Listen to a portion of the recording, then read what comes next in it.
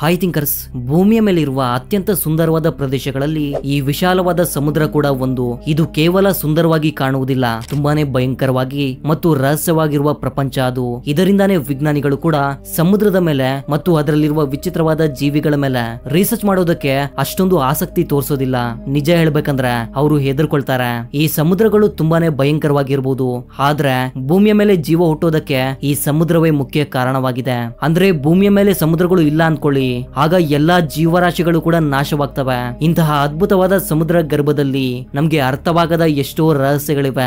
ಆ ರಹಸ್ಯಗಳಲ್ಲಿ ಒಂದಾಗಿರುವ ಸಮುದ್ರದ ಅತ್ಯಂತ ಆಳವಾದ ಪ್ರದೇಶ ಮಾರಿಯಾನಾ ಟ್ರೆಂಚ್ ಬಗ್ಗೆ ಹಾಗೂ ಅದರಲ್ಲಿ ಜೀವಿಸ್ತಾ ಇರುವ ಒಂದು ವಿಚಿತ್ರವಾದ ಮೀನಿನ ಬಗ್ಗೆ ಕೂಡ ನಿಮ್ಗೆ ತಿಳಿಸ್ಕೊಡ್ತೀನಿ. ಅದು ನೋಡೋದಕ್ಕೆ ಸಾಮಾನ್ಯವಾದ ಮೀನಿನ ತರ ಕಾಣಬಹುದು, ಆದ್ರೆ ಅದ್ರ ಬಗ್ಗೆ ತಿಳ್ಕೊಂಡ್ರೆ ಖಂಡಿತ ನೀವು ಶಾಕ್ ಆಗ್ತೀರಾ. ಅದಕ್ಕೆ ಈ ವಿಡಿಯೋವನ್ನ ಮಿಸ್ ಮಾಡದೆ ಕೊನೆವರೆಗೂ ನೋಡಿ. ಹಾಗೆ ನೀವಿನ್ನು ನಮ್ಮ ಚಾನೆಲ್ಗೆ ಸಬ್ಸ್ಕ್ರೈಬ್ ಆಗಿಲ್ಲ ಅಂದ್ರೆ ತಪ್ಪದೇ ಸಬ್ಸ್ಕ್ರೈಬ್ ಮಾಡ್ಕೊಂಡು ಪಕ್ಕದಲ್ಲೇ ಬರುವ ಬೆಲ್ ನೋಟಿಫಿಕೇಶನ್ ಆನ್ ಮಾಡ್ಕೊಳ್ಳಿ. ಪಸಿಫಿಕ್ ಓಷನ್ ನಲ್ಲಿ ಕಂಡು ಬರುವ ಗಾಮ್ ಐಲ್ಯಾಂಡ್ ಇಂದ ಹೆಚ್ಚು ಕಡಿಮೆ 400 ಕಿಲೋಮೀಟರ್ ಸೌತ್ ಈಸ್ಟ್ ಕಡೆ ಪ್ರಯಾಣಿಸಿದ್ರೆ ಇಲ್ಲಿಯವರೆಗೂ ಮನುಷ್ಯ ಕಂಡುಹಿಡಿದ ಸಮುದ್ರದ ಅತ್ಯಂತ ಆಳವಾದ ಪಾಯಿಂಟ್ ಸಿಗುತ್ತೆ. ಅದನ್ನ ಮಾರಿಯಾನಾ ಟ್ರೆಂಚ್ ಅನ್ನುವ ಹೆಸರಲ್ಲಿ ಕರೀತಾರೆ. ಸಮುದ್ರದ ಈ ಪ್ರದೇಶ ನೋಡೋದಕ್ಕೆ ಅರ್ಧ ಚಂದ್ರಾಕೃತಿಯಲ್ಲಿ ತುಂಬಾನೇ ದೊಡ್ಡದಾಗಿ ಕಾಣಿಸುತ್ತೆ. ಅದರ ಕರ್ವ್ ಸೈಜ್ 2550 ಕಿಲೋಮೀಟರ್ ಉದ್ದವಾಗಿದೆ ಹಾಗೂ 69 ಕಿಲೋಮೀಟರ್ ಅಷ್ಟು ಅಗಲವಾಗಿದೆ. ಇದು ಎಷ್ಟೊಂದು ದೊಡ್ಡದು ಅಂತ ನಿಮ್ಗೆ ಅರ್ಥವಾಗಬೇಕು ಅಂದ್ರೆ ಈ ಪ್ರದೇಶವನ್ನ ನೀವು ಗೂಗಲ್ ಮ್ಯಾಪ್ಸ್ ನಲ್ಲಿ ಕೂಡ ನೋಡಬಹುದು. ಈ ಮರಿಯಾನಾ ಟ್ರೆಂಚ್ ನಲ್ಲಿ ನಮ್ಮ ಪ್ರಪಂಚದ ಅತ್ಯಂತ ಆಳವಾದ ಪ್ರದೇಶವಿದೆ. ಅದನ್ನ ಚಾಲೆಂಜರ್ ಡೀಪ್ ಅಂತ ಕರೀತಾರೆ. ಇದು ಸುಮಾರು 10,971 ಮೀಟರ್ ಅಥವಾ 35,994 ಅಡಿಗಳಷ್ಟು ಆಳವಾಗಿದೆ. ಈ ಪ್ರದೇಶ ಸಮುದ್ರದಲ್ಲೇ ಅತ್ಯಂತ ಕಡಿಮೆ ಪ್ರಮಾಣದಲ್ಲಿ ಎಕ್ಸ್ಪ್ಲೋರ್ ಮಾಡಿರುವ ಪ್ರದೇಶ. ಇದನ್ನ ಹಡಲ್ ಜೋನ್ ಅಂತ ಕರೀತಾರೆ. ಇದಕ್ಕೆ ಅರ್ಥವೇನಂದ್ರೆ ಗ್ರೀಕ್ಸ್ ಮೈಥಾಲಜಿಯಲ್ಲಿ ಬರುವ ಅಂಡರ್ ವಾಟರ್ ಗಾಡ್ ಹ್ಯಾಡಿಸ್ ಹೆಸರನ್ನ ಈ ಜೋನ್ಗೆ ಇಟ್ಟಿದ್ದಾರೆ. ಈ ಆಳವಾದ ಪ್ರದೇಶದಲ್ಲಿ ಸ್ವಲ್ಪವೂ ಬೆಳಕಿರೋದಿಲ್ಲ, ಅಂದ್ರೆ ಇದೊಂದು ಕತ್ತಲೆಯ ವಿಚಿತ್ರ ಪ್ರಪಂಚ. ಇಲ್ಲಿ ಸಮುದ್ರದ ಜೀವಿಗಳಿಗೆ ಆಹಾರ ಕೂಡ ಸಿಗೋದಿಲ್ಲ. ಇಲ್ಲಿರುವ ಪ್ರೆಷರ್ಗೆ ಮನುಷ್ಯರ ಮೂಳೆಗಳು ಪುಡಿ ಪುಡಿ ಆಗೋಗ್ತವೆ. ಈ ಮಾಹಿತಿ ತಿಳ್ಕೊಂಡ ವಿಜ್ಞಾನಿಗಳು ಈ ಪ್ರದೇಶದಲ್ಲಿ ಯಾವುದೇ ತರಹದ ಜೀವರಾಶಿಗಳು ಜೀವಿಸೋದು ಆಲ್ಮೋಸ್ಟ್ ಇಂಪಾಸಿಬಲ್ ಅಂತ ವಿಜ್ಞಾನಿಗಳು ಅನ್ಕೊಂಡಿದ್ರು. ಇನ್ನು ಫಸ್ಟ್ ಟೈಮ್ ಈ ಪ್ರದೇಶವನ್ನ ಕಂಡುಹಿಡಿದಾಗ ಈ ಹಡಲ್ ಜೋನ್ ವರೆಗೂ ಯಾವುದೇ ಕಾರಣಕ್ಕೂ ಮನುಷ್ಯ ಹೋಗೋದಕ್ಕೆ ಸಾಧ್ಯವೇ ಇಲ್ಲ ಅಂತ ಆಗಿನ ವಿಜ್ಞಾನಿಗಳು ಅನ್ಕೊಂಡಿದ್ರು. ಅಷ್ಟಕ್ಕೂ ಈ ಪ್ರದೇಶವನ್ನ ಕಂಡು ಹಿಡಿದಿದ್ದಾದ್ರೂ ಹೇಗೆ? 1875ರಲ್ಲಿ HMS ಚಾಲೆಂಜರ್ ಹೆಸರಿನ ಶಿಪ್ ಒಂದು ಸಮುದ್ರದಲ್ಲಿ ಪ್ರಯಾಣ ಮಾಡ್ತಿತ್ತು. ಅದರಲ್ಲಿ ಆಗಿನ ಕಾಲದ ಓಷನ್ ಎಕ್ಸ್ಪ್ಲೋರರ್ಸ್ ಸಮುದ್ರದ ಡೀಪೆಸ್ಟ್ ಪಾಯಿಂಟ್ ಅನ್ನ ಹುಡುಕೋದಕ್ಕೆ ಹೊರಟಿದ್ರು. ಈ ರೀತಿ ಹುಡುಕ್ತಾ ಹೋಗ್ಬೇಕಾದ್ರೆ ಒಂದು ಜಾಗದಲ್ಲಿ ದಾರಕ್ಕೆ ತೂಕವಾದ ವಸ್ತುವನ್ನ ಕಟ್ಟಿ ಸಮುದ್ರಕ್ಕೆ ಬಿಡ್ತಾರೆ. ಆದ್ರೆ ಆಶ್ಚರ್ಯ ಅನ್ನೋ ತರ ಆ ದಾರ ಒಳಗಡೆ ಹೋಗ್ತಾನೆ ಇದೆ, ಆದ್ರೆ ಡೀಪೆಸ್ಟ್ ಪಾಯಿಂಟ್ ಮಾತ್ರ ಸಿಗ್ತಾನೆ ಇಲ್ಲ. ಅಂದ್ರೆ ಇಲ್ಲಿಯವರೆಗೂ ಮಾಡಿದ ರಿಸರ್ಚ್ ನಲ್ಲಿ ಅವರಿಗೆ ಯಾವತ್ತೂ ಕೂಡ ಈ ರೀತಿ ಆಗಿರ್ಲಿಲ್ಲ. ಅವರ ದಾರ ಮುಗಿಯೋದ್ರೊಳಗೆ ಸಮುದ್ರದ ತಳಭಾಗ ಸಿಕ್ಕಿ ಬಿಡ್ತಾ ಇತ್ತು, ಆದ್ರೆ ಈ ಬಾರಿ ಸಿಗ್ಲಿಲ್ಲ. ಈ ಘಟನೆ ಅನ್ನೋದು ಪ್ರಪಂಚದಲ್ಲಿರುವ ಎಲ್ಲಾ ವಿಜ್ಞಾನಿಗಳನ್ನ ಆಶ್ಚರ್ಯಪಡಿಸಿತ್ತು. ಈ ಚಾಲೆಂಜರ್ ಡೀಪ್ ಅನ್ನೋದು ಪ್ರಪಂಚದ ಅತ್ಯಂತ ಆಳವಾದ ಪ್ರದೇಶ ಅಂತ ಏನೋ ಗೊತ್ತಾಯ್ತು. ಅಲ್ಲಿಗೆ ಹೋಗೋಕೆ ತುಂಬಾ ಜನ ಪ್ರಯತ್ನ ಮಾಡ್ತಾರೆ, ಆದ್ರೆ ಅಲ್ಲಿಗೆ ಹೋಗೋಕೆ ಯಾರ ಕೈಯಲ್ಲೂ ಸಾಧ್ಯವಾಗ್ಲಿಲ್ಲ. ಈ ಚಾಲೆಂಜರ್ ಡೀಪ್ ಅನ್ನ ಕಂಡುಹಿಡಿದ ಕೆಲವು ವರ್ಷಗಳ ನಂತರ ಅಂದ್ರೆ 1960ರಲ್ಲಿ ಇಬ್ಬರು ವ್ಯಕ್ತಿಗಳು ಧೈರ್ಯ ಮಾಡಿ ಆ ಪ್ರದೇಶಕ್ಕೆ ಹೋಗೋದಕ್ಕೆ ಸಿದ್ಧವಾಗ್ತಾರೆ. ಅವರು ಜಾಕ್ ಪಿಕಾರ್ಡ್ ಹಾಗೂ ಡಾನ್ ವಾಲ್ಶ್ ಟ್ರಯೆಸ್ಟ್ ಅನ್ನುವ ಸಬ್ಮರ್ಸಿಬಲ್ ನಲ್ಲಿ ಅವರ ಪ್ರಯಾಣವನ್ನ ಶುರು ಮಾಡ್ತಾರೆ. ಇದು ಅಷ್ಟೊಂದು ಸುಲಭವಾದ ಪ್ರಯಾಣವಾಗಿರ್ಲಿಲ್ಲ. ಇದರಲ್ಲಿ ತುಂಬಾನೇ ಚಾಲೆಂಜಸ್ ಇದ್ವು. ಡೀಪೆಸ್ಟ್ ಪಾಯಿಂಟ್ ಗೆ ಹೋಗೋದಕ್ಕೆ ಅವರು 5 ಗಂಟೆಗಳ ಕಾಲ ಪ್ರಯಾಣ ಮಾಡಬೇಕು. ಜೊತೆಗೆ ವಾಪಸ್ ಬರೋದಕ್ಕೆ ಕೂಡ 5 ಗಂಟೆಗಳ ಸಮಯವಿಡಿಸುತ್ತೆ. ಅಲ್ಲಿ ನೀರಿನ ಪ್ರೆಷರ್ ಸರ್ಫೇಸ್ ಲೆವೆಲ್ ಗಿಂತ 1000 ಪಟ್ಟು ಹೆಚ್ಚಿರುತ್ತೆ. ಇವರು ಸಮುದ್ರದ ಆಳಕ್ಕೆ ಹೋದಂತೆ ಅಲ್ಲಿರುವ ಪ್ರೆಷರ್ಗೆ ಸಬ್ಮೆರಿನ್ ನ ಕಿಟಕಿಯಲ್ಲಿ ಕ್ರ್ಯಾಕ್ ಬರುತ್ತೆ. ಇದರಿಂದ ಅವರು ಆ ಪ್ರದೇಶದಲ್ಲಿ ಕೇವಲ 20 ನಿಮಿಷಗಳ ಕಾಲ ಮಾತ್ರ ಇರ್ತಾರೆ. ನಂತರ ಅವರು ವಾಪಸ್ ಮೇಲೆ ಬರ್ಬೇಕಾಗಿ ಬರುತ್ತೆ.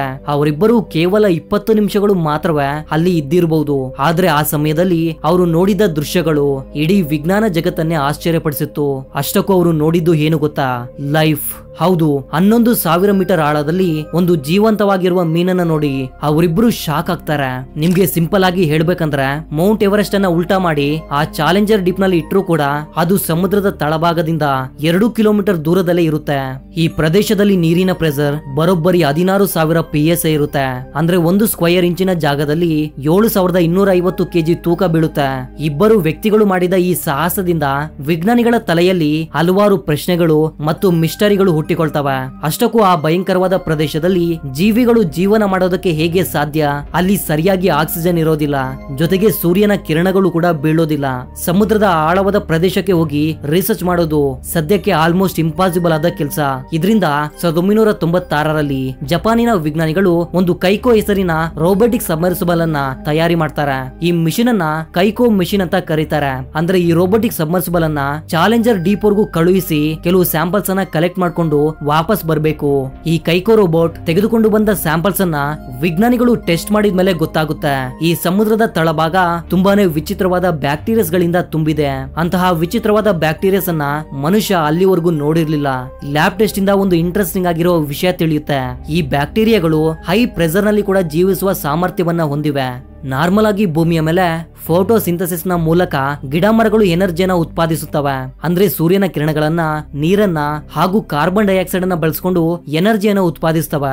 ಆದ್ರೆ ಈ ಸಮುದ್ರದ ಆಳದಲ್ಲಿ ಜೀವಿಗಳು ಜೀವಿಸ್ತಾ ಇವೆ ಅಂದ್ರೆ ಅದಕ್ಕೆ ಮುಖ್ಯವಾದ ಕಾರಣ ಈ ಬ್ಯಾಕ್ಟೀರಿಯಾಗಳು. ಇವು ಕೆಮಿಕಲ್ ಪ್ರೋಸೆಸ್ ನ ಮೂಲಕ ಕಾರ್ಬನ್ ಡೈಆಕ್ಸೈಡ್ ಹಾಗೂ ಕಲ್ಲುಗಳಲ್ಲಿರುವ ಮಿನರಲ್ಸ್ ಅನ್ನ ಬಳಸಿಕೊಂಡು ಎನರ್ಜಿ ಮತ್ತು ಆಕ್ಸಿಜನ್ ಅನ್ನ ಉತ್ಪಾದಿಸ್ತವೆ. ಈ ಪ್ರೋಸೆಸ್ ಅನ್ನ ವಿಜ್ಞಾನಿಗಳು ಕೀಮೋಸಿಂಥಸಿಸ್ ಅಂತ ಕರೀತಾರೆ. ಈ ಬ್ಯಾಕ್ಟೀರಿಯಾಗಳಿಂದ ಉತ್ಪಾದಿಯಾಗುವ ಎನರ್ಜಿ ಸಮುದ್ರದ ಆಳದಲ್ಲಿ ಜೀವಿಸುವ ಬೇರೆ ಜೀವಿಗಳಿಗೆ ಮೇನ್ ಎನರ್ಜಿ ಸೋರ್ಸ್ ಆಗಿದೆ. ಈ ಒಂದು ಎವಿಡೆನ್ಸ್ ಇಂದ ಸಮುದ್ರದ ಅತ್ಯಂತ ಆಳವಾದ ಪ್ರದೇಶದಲ್ಲಿ ಕೂಡ ಜೀವಿಗಳು ಜೀವನ ಮಾಡ್ತಿವೆ ಅಂತ ಪ್ರೂವ್ ಆಗುತ್ತೆ. ಈ ಚಾಲೆಂಜರ್ ಡೀಪ್ ನಲ್ಲಿ ಜೀವಿಸ್ತಾ ಇರುವ ಒಂದು ಮೀನನ್ನ ಕೂಡ ವಿಜ್ಞಾನಿಗಳು ಕಂಡು ಹಿಡಿದಿದ್ದಾರೆ. ಅದೊಂದು ಸ್ನೈಲ್ ಫಿಶ್. ಇದು ಅತ್ಯಂತ ಆಳವಾದ ಹಡಲ್ ಝೋನ್ ಅಲ್ಲಿ ಜೀವಿಸೋದ್ರಿಂದ ಇದನ್ನ ಹಡಲ್ ಸ್ನೈಲ್ ಫಿಶ್ ಅಂತ ಕರೀತಾರೆ. ಇದು ಹೆಚ್ಚು ಕಡಿಮೆ 12 ಇಂಚಸ್ ಉದ್ದವಿದೆ. ಇದು ಎಷ್ಟೊಂದು ಪ್ರೆಷರ್ ಅನ್ನ ತಡೆದುಕೊಳ್ಳಬಲ್ಲದು ಅಂತ ನಿಮ್ಗೆ ಗೊತ್ತಾದ್ರೆ ಖಂಡಿತ ನೀವು ಆಶ್ಚರ್ಯ ಪಡ್ತೀರಾ. ಈ ಮೀನಿನ total body area 25 square inches ಇರುತ್ತೆ ಹಾಗೂ ಅಲ್ಲಿನ ಪ್ರೆಷರ್ 16,000 PSI ಇರುತ್ತೆ. ಅಂದ್ರೆ ಒಂದು ಕ್ಯಾಲ್ಕುಲೇಷನ್ ಪ್ರಕಾರ ಈ ಮೀನು ತನ್ನ ಪೂರ್ತಿ ದೇಹದ ಮೇಲೆ ಬರೋಬ್ಬರಿ 1,70,000 kg ತೂಕವನ್ನ ಪ್ರತಿ ಕ್ಷಣ ತಡೆದುಕೊಳ್ತಲೇ ಇರುತ್ತೆ. ನಿಮ್ಗೆ ಸಿಂಪಲ್ ಆಗಿ ಹೇಳ್ಬೇಕಂದ್ರೆ ಒಂದು ಬೋಯಿಂಗ್ 777 MT ವಿಮಾನದ ತೂಕ 1,68,000 kg ತೂಕ ಇರುತ್ತೆ. ಇದರಿಂದ ನೀವು ಅರ್ಥ ಮಾಡ್ಕೊಳ್ಬಹುದು ಈ ಮೀನಿನ ದೇಹ ಎಷ್ಟೊಂದು ಪವರ್ಫುಲ್ ಆಗಿರುತ್ತೆ ಅಂತ. ಆದ್ರೆ ಇಷ್ಟೊಂದು ಚಿಕ್ಕ ಗಾತ್ರದ ಮೀನು ಅಷ್ಟೊಂದು ತೂಕವನ್ನ ಹೇಗೆ ತಡೆದುಕೊಳ್ಳುತ್ತೆ ಅನ್ನೋದು ವಿಜ್ಞಾನಿಗಳಿಗೆ ಒಂದು ದೊಡ್ಡ ಪ್ರಶ್ನೆಯಾಗಿದೆ. ಯಾಕಂದ್ರೆ ಆ ಪ್ರದೇಶಕ್ಕೆ ಹೋಗಿ ವಿಜ್ಞಾನಿಗಳು ರಿಸರ್ಚ್ ಮಾಡೋದಕ್ಕೆ ಸಾಧ್ಯವಿಲ್ಲ. ಹಾಗಂತ ಆ ಮೀನನ್ನ ಹೊರಗಡೆ ತೆಗೆದುಕೊಂಡು ಬಂದ್ರೆ ಪ್ರೆಷರ್ ನ ಡಿಫರೆನ್ಸ್ ಇಂದ ಅದು ಬ್ಲಾಸ್ಟ್ ಆಗುತ್ತೆ. ಕೆಲವು ರಿಸರ್ಚ್ ಗಳಿಂದ ತಿಳಿದು ಬಂದಿದ್ದು ಏನಂದ್ರೆ ಸಾಮಾನ್ಯವಾಗಿ ಸರ್ಫೇಸ್ ಲೆವೆಲ್ ನಲ್ಲಿ ಜೀವಿಸುವ ಮೀನುಗಳ ದೇಹದಲ್ಲಿ ಒಂದು ಸ್ವಿಮ್ ಬ್ಲಾಡರ್ ಇರುತ್ತೆ. ಇದರ ಒಳಗಡೆ ಪೂರ್ತಿಯಾಗಿ ಗಾಳಿ ತುಂಬಿರುತ್ತೆ. ಇದರಿಂದ ಈ ಮೀನುಗಳು ಹೆಚ್ಚು ಆಳಕ್ಕೆ ಹೋಗಲು ಸಾಧ್ಯವಾಗೋದಿಲ್ಲ. ಆದ್ರೆ ಡೀಪ್ ಸಿ ಕ್ರಿಯೇಚರ್ಸ್ ನಲ್ಲಿ ಈ ಸ್ವಿಮ್ ಬ್ಲಾಡರ್ ಇರೋದಿಲ್ಲ. ಇದರಿಂದ ತುಂಬಾನೇ ಸುಲಭವಾಗಿ ಅವು ಸಮುದ್ರದ ಆಳಕ್ಕೆ ಹೋಗಬಲ್ಲವು. ಇದ್ರ ಜೊತೆಗೆ ರೀಸೆಂಟ್ ಆಗಿ ಆದ ಒಂದು ಡಿಸ್ಕವರಿ ಪ್ರಕಾರ ಆ ಸಮುದ್ರದ ಜೀವಿಗಳಲ್ಲಿ ಪೈಜೋಲೆಟ್ ಹೆಸರಿನ ಒಂದು ಆರ್ಗಾನಿಕ್ ಮಾಲಿಕ್ಯೂಲ್ ಇರುತ್ತೆ. ಈ ಮಾಲಿಕ್ಯೂಲ್ ಅನ್ನೋದು ಮೆಂಬ್ರಾನ್ಸ್ ಮತ್ತು ಪ್ರೋಟೀನ್ ಅನ್ನ ಕ್ರಶ್ ಆಗದೇ ಇರೋ ತರ ನೋಡಿಕೊಳ್ಳುತ್ತೆ.